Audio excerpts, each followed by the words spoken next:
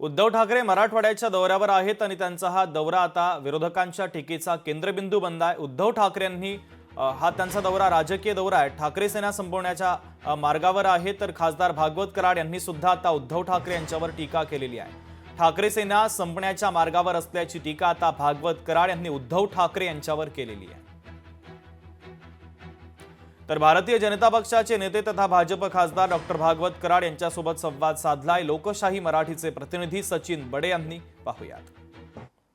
उद्धव ठाकरे मराठवाड्याच्या दौऱ्यावर आहेत। ते म्हणतात की शेतकऱ्यांना तुम्ही मदत देत नाहीत, तर तोंडाला पानं पुसलेली आहेत आणि शेतकऱ्यांच्या अकाउंटला रुपया 2 रुपये 89 रुपये मिळत आहेत। उबाटाचे पक्षप्रमुख उद्धव ठाकरेजी मराठवाड्याच्या दौऱ्यावर आहेत आणि त्यांना उशिरा सुचलेलं शहाणपण आहे।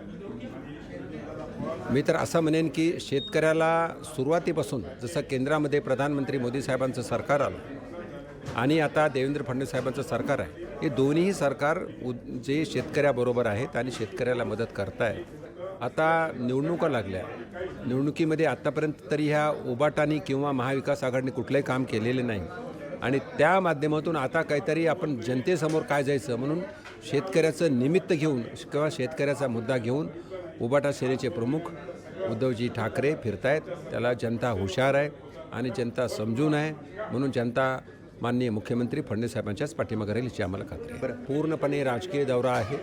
प्रचाराच्या वेळेस त्यांना गावोगाव उबाटा सेनेला बंदी घातली असती लोकांनी, म्हणून त्यावेळेस आम्हीसुद्धा शेतकऱ्याची कैवारी आहे असा दाखवण्यात त्यांचा केविलवाना प्रयत्न आहे। सचिन बडे, लोकशाही मराठी, छत्रपती संभाजीनगर।